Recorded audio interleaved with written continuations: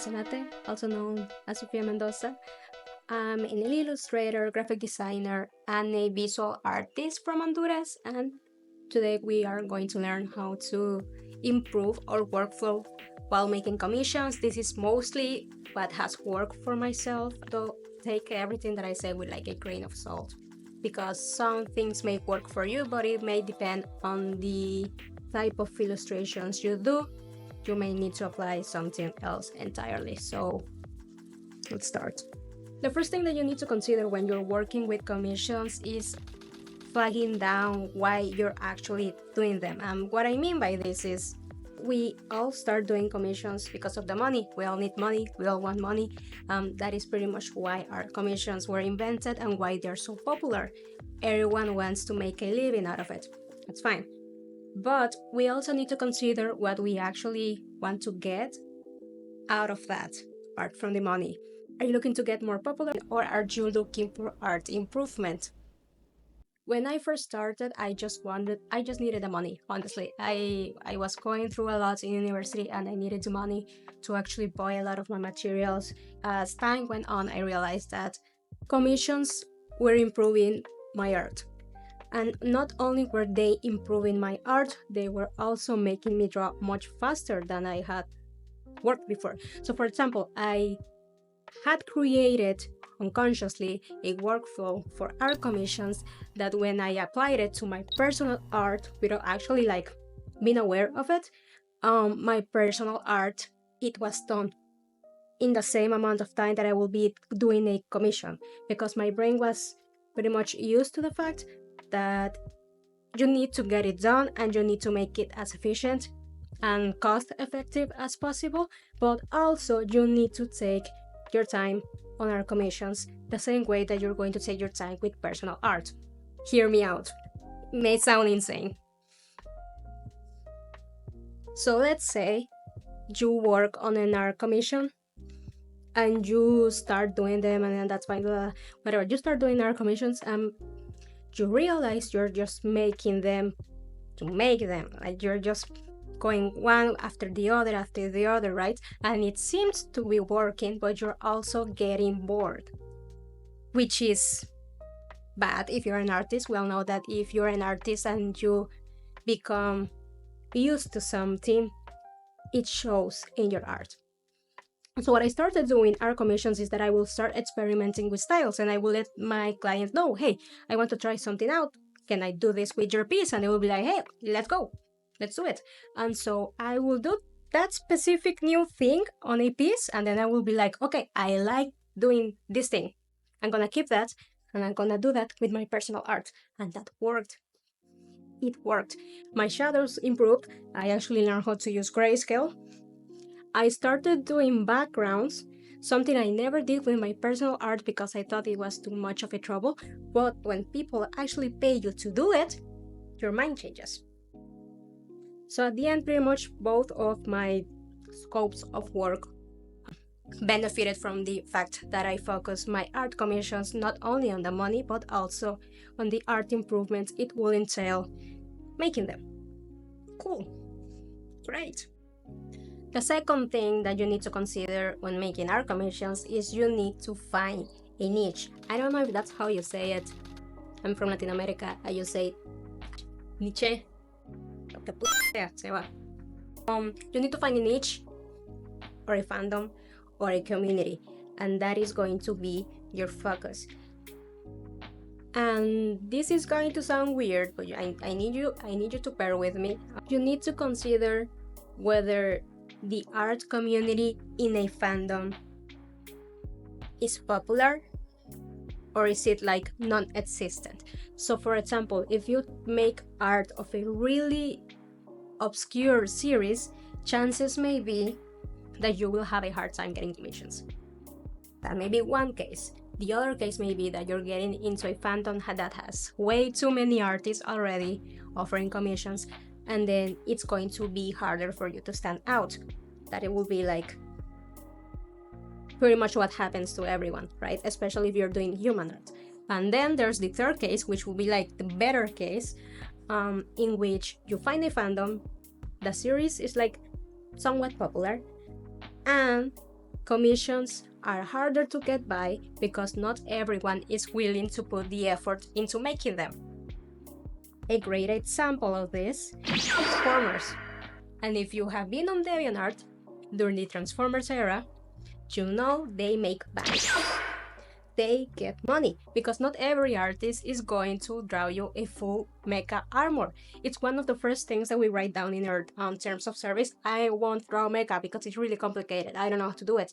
Transformers artists, they just do it because they gotta do it because they like doing it, and they also get paid.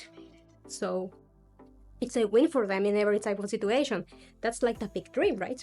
And it's also kind of my situation because I do furry art. Everyone knows that I do furry art.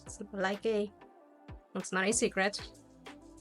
And in furry art, there is a lot of competition, but there is also a lot of people that get into it more for the money, and thus they are not as willing to draw or develop a specific style, like maybe a insane take.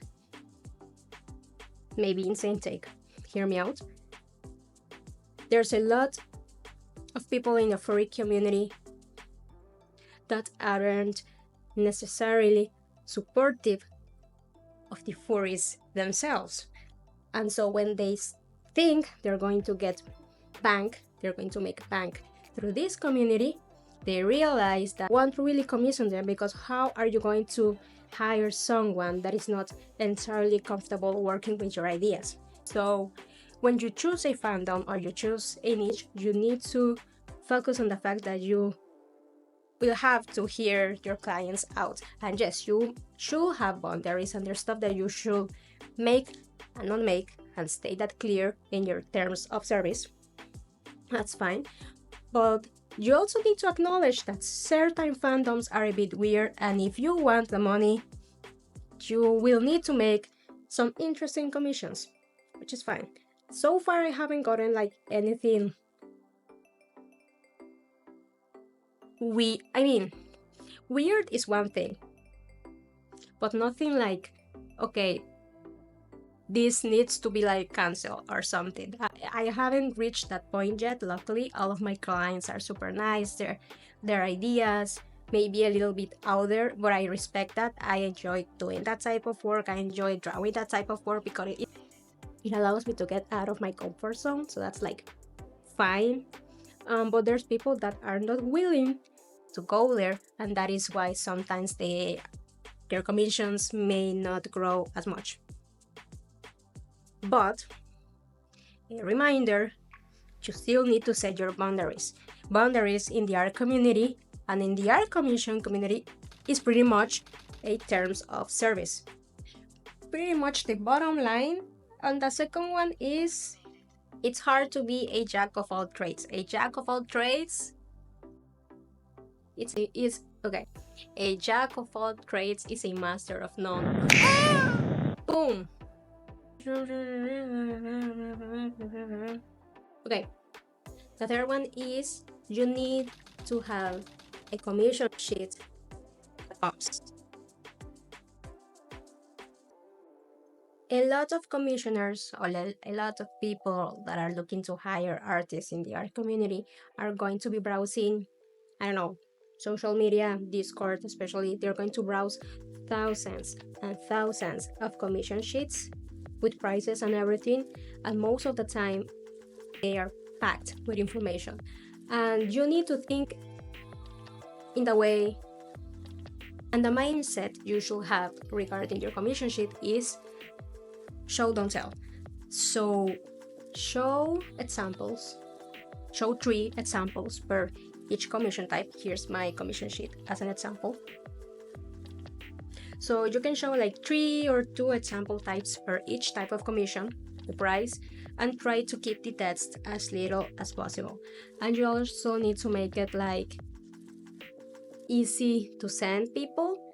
I designed mine like 1 for each type of commission type, and so whenever someone finds me on social media and they see my post, they're just like, they send me a message and they're like, hey, I like this specific one, can you do this one? And I like, okay, and that's it. Like, it's much easier than having like a whole commission sheet that shows like every single part of the human body and every single cost for the whole human body. Like, it's very confusing for people if they are not seeing examples of that specific type that you're doing. So think of it like a picture book. Have fun with it. It's not really complicated. You could use Canva, you could use Photoshop, you could use Illustrator, you could use whatever you want. It doesn't have to look fancy. Like, a commission sheet is just informative, but it also doesn't need to look formal. Number 4, prepare a commission type. I'm gonna put it right here. Prepare a commission type that will be your star commission, your baby. That will be your child. Hear me out. So when I was studying graphic design, we went over a marketing class and they were talking about a BCG scheme, pretty much like summarizing all of that stuff. One of the main products that your company or your business should have is a product that has high market value and everyone wants to get it, like a star product. So in Unga Bunga terms, you need a commission that has great value, has great quality, and it's something that not everyone offers in your community. For example, the most common commission I get is the couple sketch commission, and that is the commission that will save my life every single time. They will always ask for it at least one day of the week. And what makes it so great is the price. It's nice. It's not like, it's like expensive, right? But it's not too expensive. The couple sketch by itself is like kind of render, but not as render. But it still is colored, it still has some effects, it includes a simple background, and it includes 2 characters. So for example, we compare the couple sketch and we compare the full body or a half body. People are obviously going to buy the couple sketch because it's cheaper. Figure out in your fandom, in your niche, something that works the same way, like a type of product that will kick off because of the fact that it's not as common for people to offer. People are going to like that because they're going to compare the value between all your commissions and they're going to get the best one that works for them, just like every product out there. I know it's a bit boring, I know it's annoying to think it like in such a business savvy way, but it is one of the best things that I have done for my art stuff, like honestly. Number 5, you need to use your BRAINROT to your advantage. We all use social media, we are all obsessed with TikTok and Instagram Reels and whatever. We all know how it works, and if we know how it works, why aren't we using it like in this type of stuff? So save all of those audios that are funny or that you think are weird or whatever, just save all of them, and all you need to do is record yourself. You don't even have to record your face. 7 seconds. You don't actually need to be drawing. Most of my clips, I'm not actually drawing, I'm just doing like an extra line over the finished product, and then that's the actual reel. That's it. I know I may break the magic for some of you, but sometimes I forget to record, and that is just what I do. In social media, we call this a B-roll. B-roll is pretty much all of the videos that can be reused for a lot of stuff and don't necessarily need to be tied to the audio you're going to be using. So whenever you draw, try to keep a B-roll in mind, regardless of the fandom, regardless if it's traditional or whatever, just keep it there. It can also work for compilations, it can also work for, you know, use your brain rot. Here are some examples of B-roll you could use, some ideas. Here. And then you keep that in a drive or you keep it in your phone storage, whatever, and just reuse it. And use CapCut if you want to add something fancy, and that's it. Reuse it, reuse it, reuse it, reuse it. A reminder that sometimes your followers may not see everything that you post, so even if you repeat stuff, they probably won't have seen it before. And the last one, which is just a given if you're starting or if you're like reinventing the way you do commissions, it's gonna take some time. Personally, it took me, I don't know, like 10 videos, and the 11th one on Instagram was the one that got viral and actually launched my business. It's this one right here. All that work and what did it get me? It's sad, I know, but it worked, and I got a lot of engagement, and I also got a lot of hate comments, but I also got a lot of commissions. So it's gonna take some time. You always need to be patient on this kind of stuff. When you're working with commissions, there's a lot of ways you're going to get traffic. You may get traffic through someone getting a referral, like telling a friend, like, hey, this person works really great and they do this specific style. I think you should hire them. That's one of the ways I have gotten work. The second way is going viral, and this one is pretty much foolproof. Like, if you go viral, you're going to get commissions 100%. But you also need to realize that not all of the comments and not all of the likes from a post or a video are actually going to convert into commissions. For example, you may get like 7,000 views, but only like 5 people are actually going to message you and tell you, hey, I want this, I wanna get one. It's really hard at the beginning because we have like an idea of social media and then it doesn't work that way. But it's going to work, I promise. Especially if you're doing furry art, you are good. You just need to be consistent, you just need to be patient, and you also need to have fun.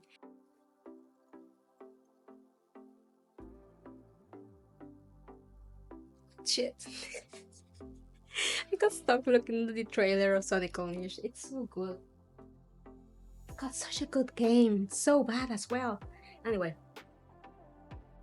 let me know if any of this works for you. If you have like any type of suggestion or stuff, tell me in the comments. It's my first YouTube video. But if you also want to leave a hate comment, that's fine. I found those. I like them. I find them funny. So you can check me out on social media. I'm on Instagram. I'm also on TikTok. I'm on Eds. And I also have a store where I have prints, I have digital donuts like my sketchbooks and some wallpapers if you like. And yeah, subscribe if you want to see more, I guess. I hope I make more. I don't know. Maybe some speed paints. I don't know. Bye.